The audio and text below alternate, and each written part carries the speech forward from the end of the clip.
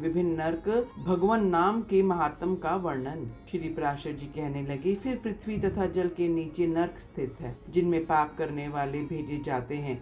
अब मैं उनका वृतांत कहता हूँ। ये नरक अनेक भयंकर प्रकार के हैं, जो सबके सब यमराज के अधीन हैं। इनमें से मुख्य नरकों के नाम मैं बतलाता हूँ।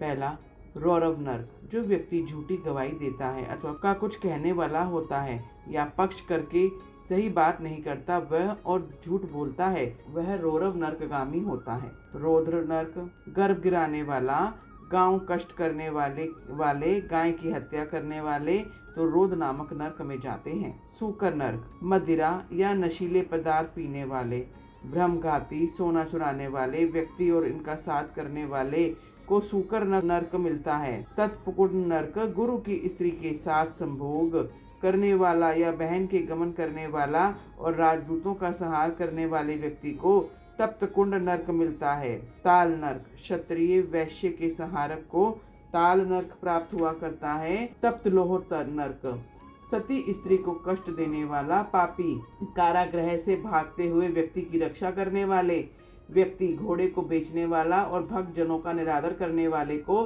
तप्त लोह नरक मिलता है। महाज्वाला नरक, पुत्री या पुत्र वधू के साथ भोग करने वाले व्यक्ति को यह नरक मिलता है। लवण नरक, गुरुजनों का अनादर करने वाला, वेद विक्रेता, वेदों की बुराई करने वाला, अगम्य नारी से संभोग करने वाला लवण नरक में जाया करता है। विलोहित नरक, मर्यादा का उल्लंघन करने वाला व्यक्ति और चोर विलोहित नरक में भोगते हैं। कृमि भक्ष नरक, देवता, ब्राह्मण, पितरों से द्वेष रखने वाले और रतन को दूषित कर देने वाले को कृमि भक्ष नरक मिलता है।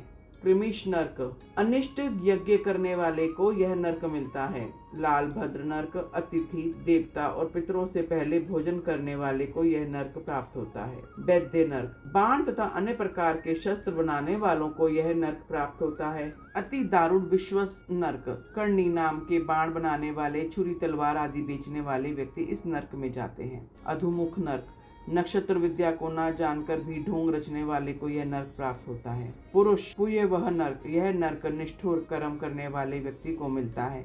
पुत्र मित्र आदि को छोड़कर अच्छे भोजन करने वाला व्यक्ति तथा मांस, लाख, रस नामक तिल विक्रेता ब्राह्मण भी इस नरक को भोगते हैं। जो व्यक्ति कुकुट, बिलाव, छाग, शुकर, घोड़ा, पक्षियों को जीविकापोर्जन करने के लिए पालते हैं, वे भी इस नरक में जाते हैं। रुधिरांध नरक, नट अथवा मल विद्या से जीविका उपार्जन करने वाले, घीवर का काम करने वाले, कुंड का अन्न खाने वाले व्यक्ति, जहर देने वाला, चुगलखोर, स्त्री से पेशा कराने वाला, धन में लोभ आकर बिना पर्व के ही अमावस आदि का पर्व दिनों का कराने वाला ब्राह्मण, किसी के घर में आग लगाने वाला, दोस्त को मारने वाला, शकुन बताने वाला, गांव का पुरोहित और मदिरा विक्रेता को यह नरक अश्व में प्राप्त होता है। वैतरणी नरक, ग्राम को नाश करने वाला, यज्ञ में विघ्न डालने वाला इस नरक को भोगता है। कृष्ण नरक, अपवित्र और छल द्वारा धनोपार्जन करने वाला, खेतों की बाढ़ तोड़ने वाला और वीर्य गिराने वाला इस नरक को भोगता है। असीपत्र वन नरक, व्यर्थी जंगलों को नष्ट करने वाला इस नरक में भोगता है।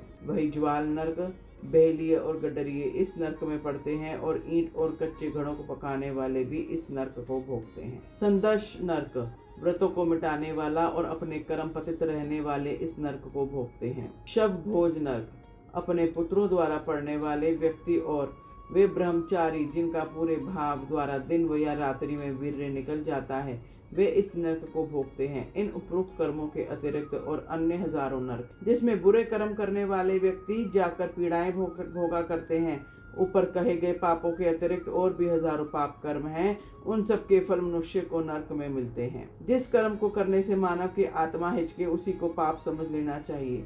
जिसको करने पर उसका फल मनुष्य को विभिन्न नरकों में भोगना पड़ेगा। नरक में वास करने वाले को स्वर्ग के देवता दृष्टि गोचर होते हैं और देवताओं के नीचे के लोकों में नरक के लिए दिखते हैं। नरक के भोग को भोगने के पश्चात पापी लोग के कर्म के अनुसार स्थावर, कृमि, जलधर, पक्षी, पशु, मानव, धार्मिक देवताओं और मुमुक्षु होकर जन्म लिया करते हैं। जितने प्राणी स्वर्ग में होते हैं उतने ही नरक में होते हैं, किंतु जो पापी अपने पापों को प्रायश्चित नहीं किया करते वे ही नरकगामी होते हैं। भिन्न भिन्न पापों के प्रायश्चित बतलाए गए हैं। घोर पापों के लिए बड़े प्रायश्चित और छोटे पापों के लिए प्रायश्चित बतलाए गए हैं, किंतु सब पश्चातापों में उत्तम प्रायश्चित श्री कृष्ण का स्मरण करना ही है। जिस व्यक्ति के हृदय में पाप कर्म करने पर प्रायश्चित होता है उसके लिए विष्णु स्मरण ही एकमात्र पश्चाताप है। सुबह दोपहर शाम और रात्रि को विष्णु के स्मरण मात्र से सारे पाप नष्ट हो जाते हैं। हे विप्र, इस तरह मैंने तुमसे संपूर्ण भूमंडल, समस्त पाताल लोक तथा नरकों का वृतांत कहा है। सागर, पहाड़, वर्ण, सरिताएं, इन सभी को मैंने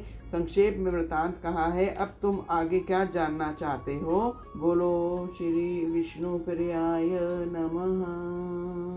ओम श्री विष्णु प्रियाय नमः।